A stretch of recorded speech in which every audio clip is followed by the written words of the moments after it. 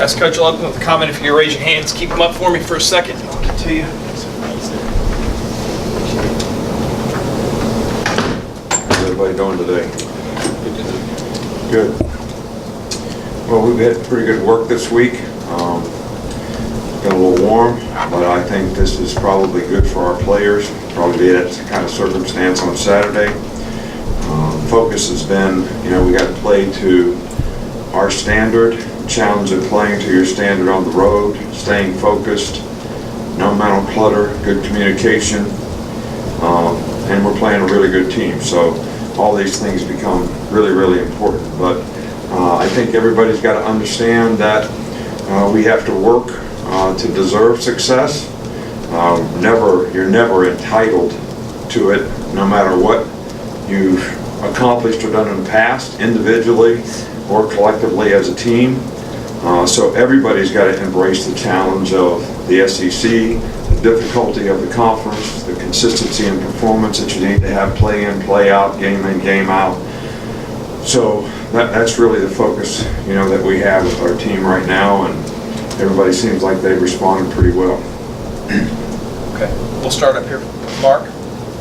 What have you seen from the return game in terms of the guys actually returning, but also the blockers and how they try to set some of those up? Well, we haven't had many opportunities. We haven't really gotten much out of our return game. It hasn't been bad. It hasn't been a negative. But the goal is to average a first down on punt returns. We haven't had many opportunities, but we got to get better at holding them up. We did block the punt, so that was a positive. Kickoff return. We haven't had many opportunities, but the opportunity that we have, we want to get drive starts, out there by the 30-yard line, and we haven't really accomplished that. So those are both two areas where, we need to continue to improve and work. I think the returners have done fine. They've done a good job of handling the ball. I just think we have to do a better job of executing the returns so that they have an opportunity to make plays. Okay, we'll come back over here with Michael. Just wondered how Josh Jacobs is looking since he came back from his injury, and what the plan is for him going forward. Well, you saw him play 3 or 4 plays in a game, so you know as much about how good he is as I do. You saw the game, right? Sure. Yeah. All right. So he is what he is. We didn't want to play him too much in that game. Try to feel his way back. He's done more in practice this week. So hopefully he'll make a bigger contribution in the game, and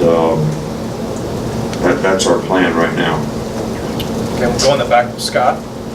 Hey, Dave, you told me a few months ago you have a defensive eye, and when you look at a defense, obviously, sometimes you can help your offense because you know how to attack it. Is that the case this week with a defense like Vandy? Well, they're really good on defense. They're good because they got really good players. They're very aggressive. They got a good scheme. They don't make very many mental errors on defense. They're good enough in the secondary to match up with you and play man-to-man. So if you can't beat man-to-man coverage, you're going to have, some issues and problems. They do a lot of stemming and moving up front. So it's really going to be important to communicate well so the offensive line can execute and change the calls that they need to make. This is an attacking. When I say attacking, I don't mean necessarily blitzing attacking, but I'm talking about striking, upfield, being very aggressive, playing downhill with the linebackers, and they do a really good job of that. So, I don't know that there's, any magic other than we're going to have to do a really, really good job of executing. You got to take care of the football against guys like this. They've been pretty ball hawk oriented in terms of their turnovers. Okay, we've got a couple more, Ryder and then Alex. How much do you think volume of plays and time of possession, or lack of time of possession maybe on offense leads to more yardage given up, or and defensive lapses, or do you think the defensive lapses again create the? Well, I think it's a combination of both. I mean, when you play defense, you don't get off the field on 3rd down. You extend drives. All right, so rather than being 3 and out, you end up playing 10 plays. Like in the 4th quarter, if that's what you're alluding to, they had lots of plays and scored 14 points, but we gave 3 first downs on penalties, on 3rd down, where we would have gotten off the field. So that extended the drive that they eventually scored on. So we didn't have a lot of opportunities on offense, and when we did, we didn't keep the ball very well. So it's kind of in that time in the game, in the fourth quarter. So it's a combination of both those things. I mean, if we'd have controlled the tempo of the game, we'd have had more plays, they'd have had less if we'd have got off the field when we're supposed to get off the field on third down. So it really basically comes down to execution on both sides of the ball. You know, like Clemson had all the plays that they had in the game last year because we didn't stop them on defense, but when we had opportunities on offense, we didn't keep the ball. We had 4 drives where we were 4 plays or less than out, you know, in the second half. So it's a combination of both. It's not one or the other, it's a combination of both.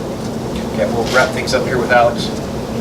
Earlier this year, you were critical of your pass pro protection of the offensive line. It seems like watching NFL and another league as well, that's an issue all across football right now. Why do you think that is? What are things that can maybe correct that, maybe specifically to you, your team? Right, well, I've never really been critical of the protection. I just said that we need to improve it. I think there's a difference in that. All right, it may be semantics to you, all right, but to me, in one, we're taking the responsibility for trying to help the players. We're not being negative toward the players and what they're doing. All right, so, and that's something that I think was a little better in the last game. But I think there's a lot of multitude of blitzes and pressures and things that people see.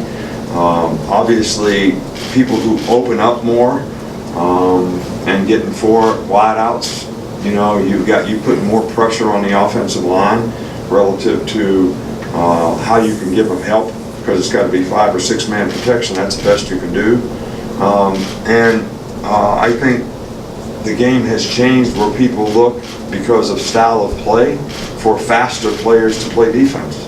All right, so you're looking for guys that, you know, are really good in situations like that, because that's what the game has become. If some of the guys that play now that are very, very good players would have played 20 years ago, when people were in regular formations running the ball, there wouldn't have been a position they could play. So the style of play and the style of players has changed, relatively speaking. You know, in our case, you know, we've lost 4 or 5 of the best pass rushers that we have. All right, so that's had, you know, some effect, you know, on the kind of edge rushers that we can have and the kind of multiples of things that you can do with those kind of players. Okay, Coach, that's it. All right, Thank you. Thank you.